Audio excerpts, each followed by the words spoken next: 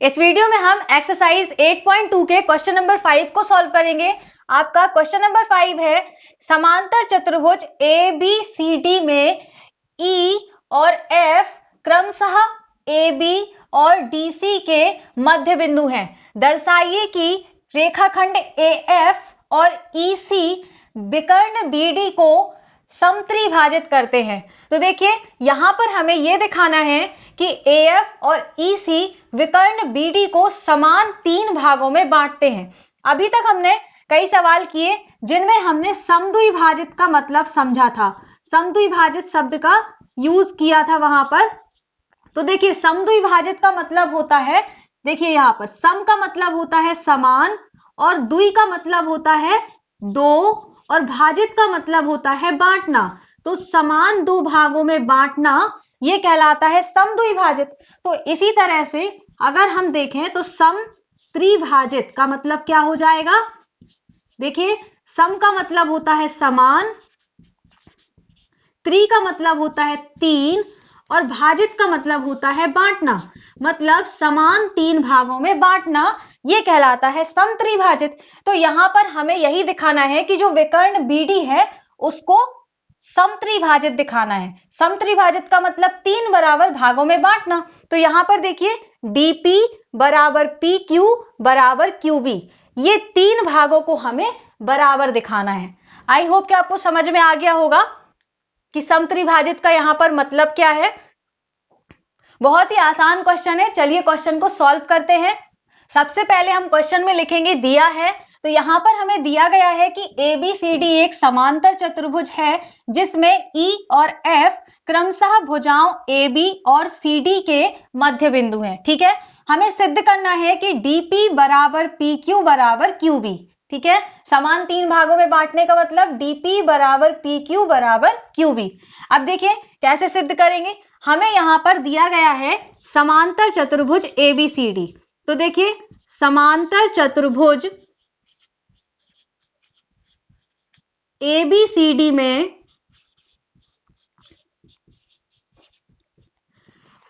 समांतर चतुर्भुज में क्या होता है, उसकी सम्मुख भुजाएं बराबर होती हैं और समांतर होती हैं।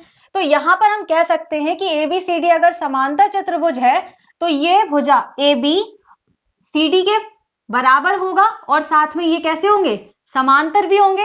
समांतर चतुर्भुज की सम्मुख भुजाएं बराबर होती हैं और समांतर होती हैं। तो इसीलिए हम कह सकते हैं कि AB समांतर होगा CD व AB बराबर होगा CD।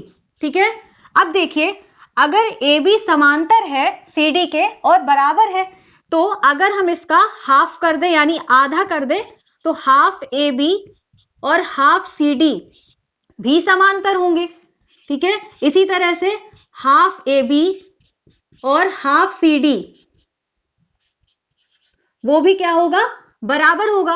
अगर ये आपस में बराबर है, देखिए यहां पर अगर मान लीजिए कोई भुजा 2 सेंटीमीटर की है और दूसरी भुजा भी 2 सेंटीमीटर की है, तो अगर हम इसका आधा करें तो इसका आधा कितना होगा, 1 सेंटीमीटर, और इसका भी आधा कितना होगा, 1 सेंटीमीटर। मतलब अगर दो भुजाएं बराबर हैं तो उनका आधा भी तो बराबर होगा।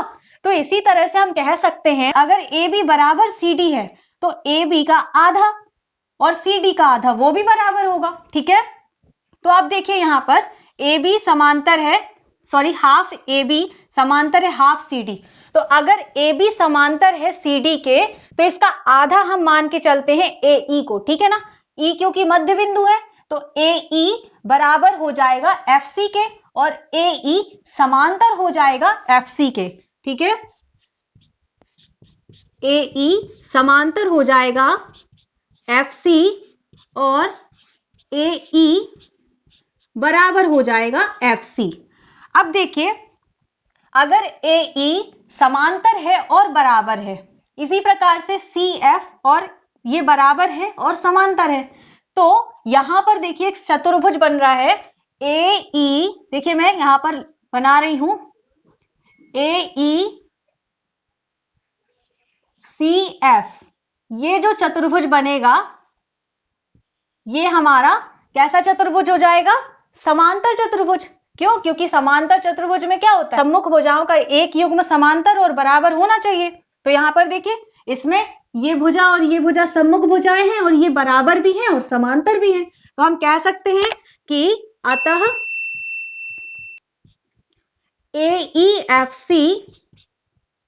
AECF समांतर चतुर्भुज होगा। ठीक है,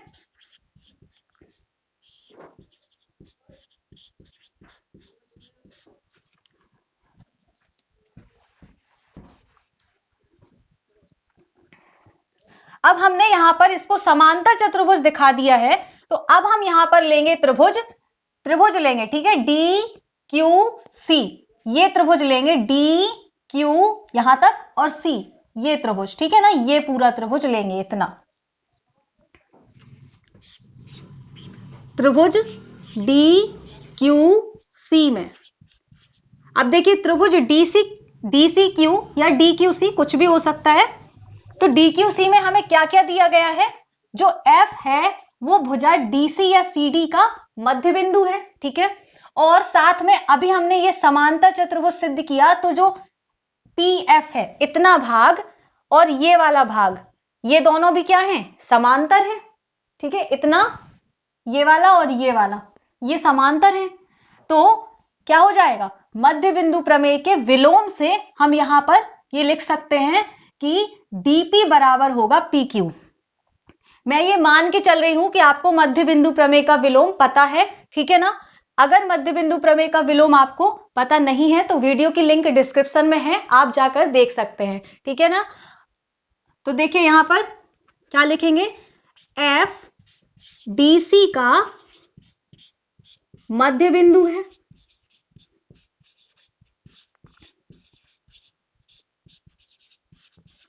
तथा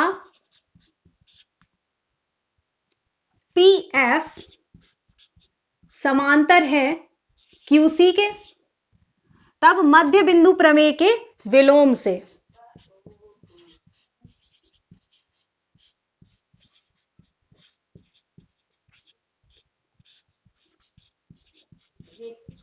प्रमेय के विलोम से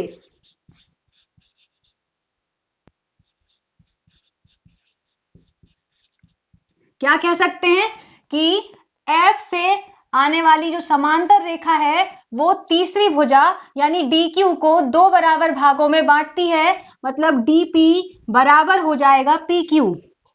तो हम यहां पर लिख सकते हैं DP बराबर PQ, इसको समीकरण 1 मान लेंगे। ठीक है, अब इसके आगे मैं यहां पर कर रही हूं। अब देखिए, अब हम क्या करेंगे, दूसरा त्रिभुज ले लेंगे, ये ABP। ठीक है, ABP ये वाला त्रिभुज लेंगे अब। तो त्रिभुज ABP में अब देखिए, इसमें हमें दिया गया है कि E जो है वो AB का मध्य बिंदु है और साथ में EQ समांतर है AP, क्योंकि ये एक समांतर चतुर्भुज है।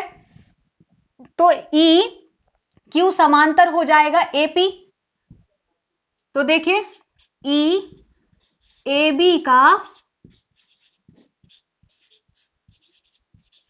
मध्य बिंदु है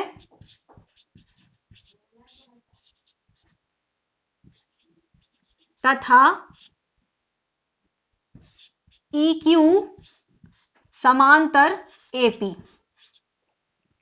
अगर इतना है तो फिर से मध्य बिंदु प्रमेय के विलोम से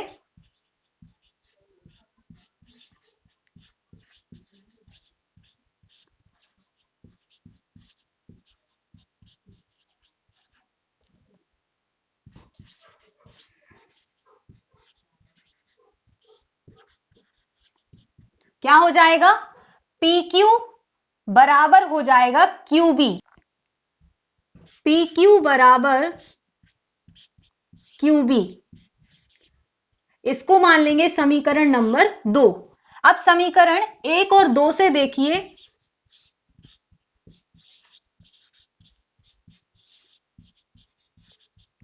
यहां पर हमें समीकरण 1 में दिया गया है DP बराबर PQ।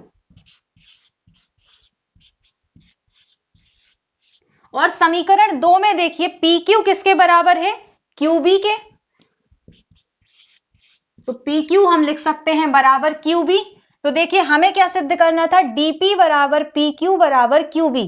तो ये हमने यहां पर सिद्ध कर दिया। तो इस तरह से हमने अपने क्वेश्चन को पूरा कंप्लीट कर लिया। यहां पर हमने विकर्ण बीडी को 3 बराबर भागों में बांट दिया।